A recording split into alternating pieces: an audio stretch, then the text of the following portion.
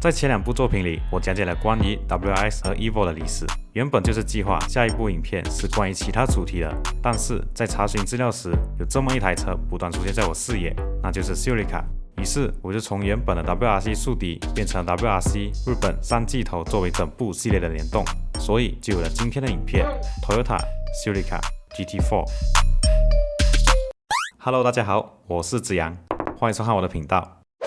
在1960中后年代开始，北美诞生了一款传奇车型 Ford Mustang， 它以实惠的价格打动了当时拥有怀着热血跑车梦想消费者的目光，于是便在北美很快就兴起了一股跑车热潮。而我们的 Toyota 当然也有属于自己的旗下跑车，那就是 Toyota 2000 GT。2000 GT 是 Toyota 在1967年发布的车款，与著名的雅马哈公司联手打造出了世界级跑车。它的豪华配备以及性能在当时是被媒体杂志评价为可以与 Porsche 911做比较的顶级车款。正因为如此，所以它的价格在北美高达$6800，足足高于 Mustang 3倍的价格。不过，这台全球限量337台的顶级跑车只是个前菜，是为之后推出的跑车买下技术以及经验的过程。于是，在1970年12月 ，Toyota 正式发表了以 Mustang 同样实惠、高性能跑车定位的 Toyota Celica 系列。Celica 虽然与当时的 Corolla 都是以高性能作为核心，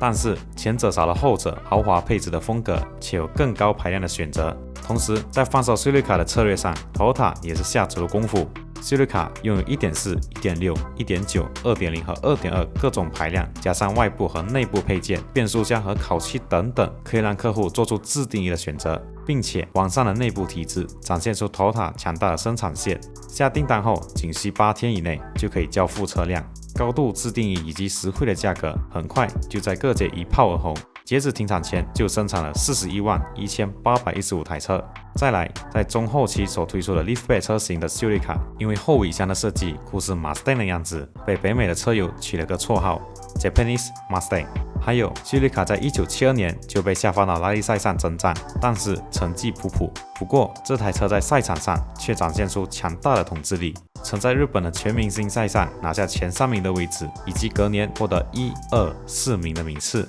顺带一提，第3名是 Toyota 的 Corolla Levin。还有 Celica 在各界的巡回赛、耐力赛都有取得冠军的历史。基于赛场上的荣誉， Toyota 相继推出了 GTV 版本来致敬 Celica 在赛场统治力的表现。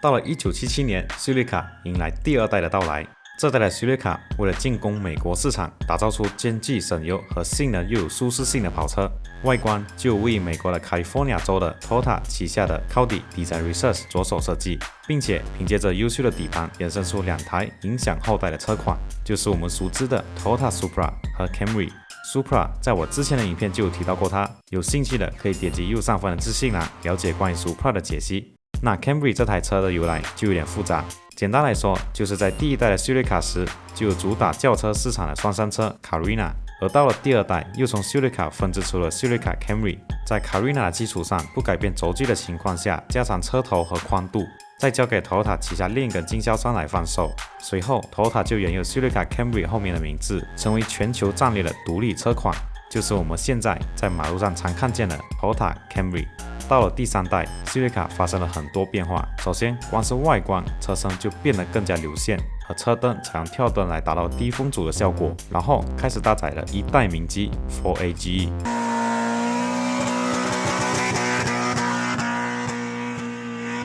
还有1983年 WRC 开始进入最疯狂的 B 组级别赛事，而 Toyota 为了拥有参加赛事的资格，量产了200多台的 Celica GT TS。它搭载的是 WRC 团队 Toyota Team Europe 从 3T GTE 引擎的基础进行扩缸，打造出全新的 4T GTE 引擎，搭配 K27 涡轮电喷双火花塞点火系统，再根据比赛的状况可以调整马力，从360匹到600匹。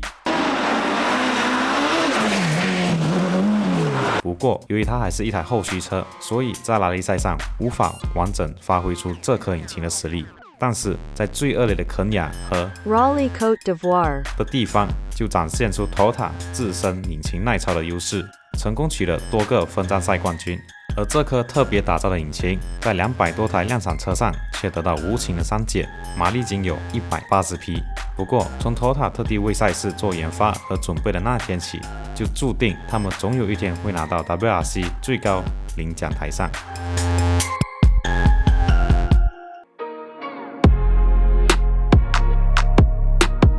有看我之前做的 Supra 影片都知道，到了第4代系列卡就把 Supra 分支了出来。虽然失去了系列卡 Supra 那样的旗舰车型，但是却迎来了为拉力赛而生的 GT4 系列。顾名思义 ，4 就指的是4轮驱动。从之前在拉力赛使用大马力后驱的经验后，加上 B 组被强制关闭，改用全新的 A 组作为新车型的资格， Toyota 就打造出系列卡第一台搭载全时4驱的拉力赛车，代号 ST165， 采用粘液耦合器作为动力分配装置。搭载 3S GT 引擎，可以爆发185匹马力，250Nm， 0-100加速 7.9 秒，极速高达220公里每小时。而且为了能驾驭4驱系统的特性，悬吊改用全麦滑层后双连杆加稳定钢杆，使得它比普通版的 GT 还要重405公斤。在拉力赛上 ，ST165 凭借着出色的动力和4驱系统以及 Carlos Sainz 出色的表现，终于在1990年获得 WRC 车手总冠军以及车队季军。顺带一提 ，Carlos Sainz 的儿子 Carlos Sainz Jr. 继承了父亲强大的赛车基因，目前在 F1 的 Ferrari 车队有着活跃的表现。回到主题 ，TTE 在隔年带着去年的士气在拉力赛继续冲击，可惜还是无法抵挡当时强大的意大利车队兰西亚的手掌，无法为 Toyota 拿下车队冠军，也为 ST165 留下遗憾。不过，到了下一代 ，Toyota 的努力终于有所回报。1989年9月，最代表修理卡 GT4 系列的车 ST185 登场。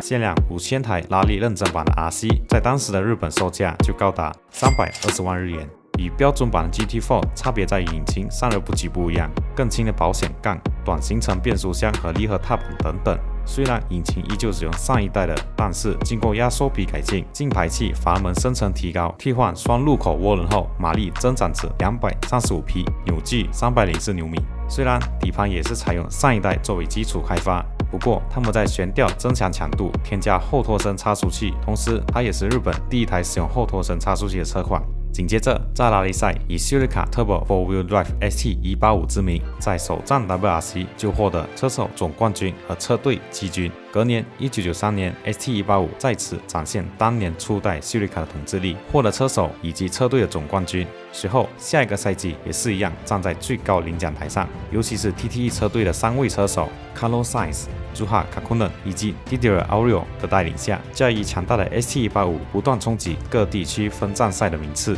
投入 ST185 开始算起，3个赛季里总计16次分站赛冠军，让 TTE 成功写下3连车手总冠军以及2连车队总冠军。但是原本以为这个荣誉将会持续的传承下去，结果隔年赛季却发生戏剧般的转折，让连续争霸的梦想一夜坠落。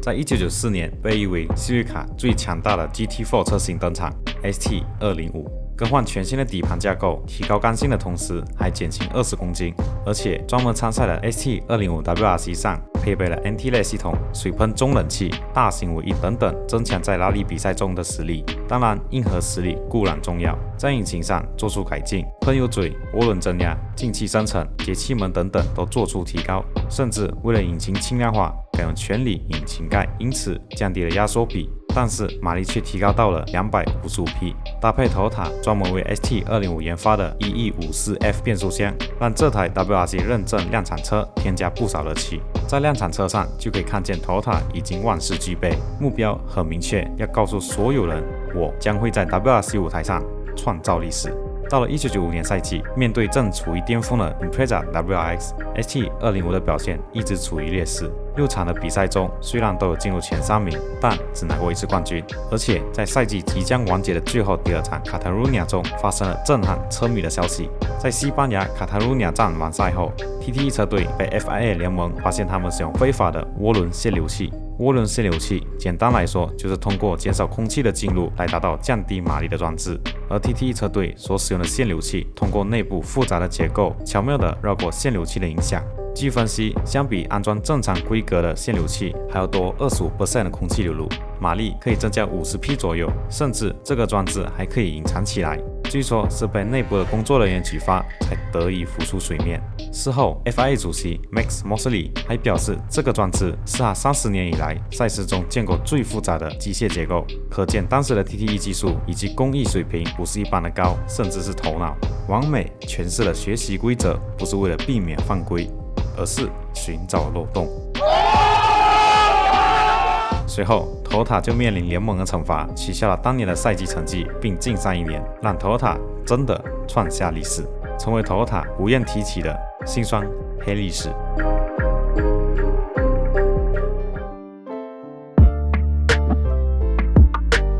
时隔1年后 ，TTE 车队终于可以再次回到赛场上。但是在97年赛季更改了部分规则，让赛车可以做大幅度的调整，而 TTE 没能及时适应规则的改变，最终于各站领奖台上远去。而 TTE 也开始把 ST205 替换成更小底盘的 Corolla WRC 来对抗各界的顶尖车队，于是谢瑞卡拉力赛生涯正式宣告结束。由于谢瑞卡不再参与 WRC 赛事，也就间接导致 GT4 系列永远停留在 ST205。在1999年，最后一代的谢瑞卡仅有前轮驱动，车重大幅减轻，引擎替换成 1.8 升高转速的 2GG GE 为最高规格，在7600转速时可以爆发190匹180牛米扭矩，在轻巧的车身上提供很好的驾驶乐趣。但是随着时间，跑车的需求量大幅下滑，而以跑车定位为初衷的谢瑞卡就面临停产的到来，结束了它36年的里程。我们都知道，因为 Yaris 的表现以及车迷的厚望，让 Toyota 详细推出了 GR86、GR Supra 和 GR Yaris。那 Celica 会不会以 GR Celica 再次重返大众的视野呢？我个人认为是几率不大，毕竟 GR Yaris 就已经站在4驱跑车的定位上，加上没有其他汽车平台适合作为基础架构，如果真的推出，又有谁要买单？而这也是目前小众市场的难关。虽然在北美市场其实也有 Celica 同样定位的车型 Scion TC， 是被当地车迷认为是 Celica 的精神延伸，但是同样的也进入停产。从 Celica 的诞生到结束，可以见到当时的 Toyota 为了一个赛事特地开发全新的车款，积极的向热爱跑车的人推出一个又一个的经典车型。直到今天 ，Toyota 依然在 WRC 上活跃的表现。新一代的 Yaris 很有可能在今年再次捧起冠军宝座，为当年在拉力赛拼搏的 Celica 完成 Toyota 的伟大宏愿。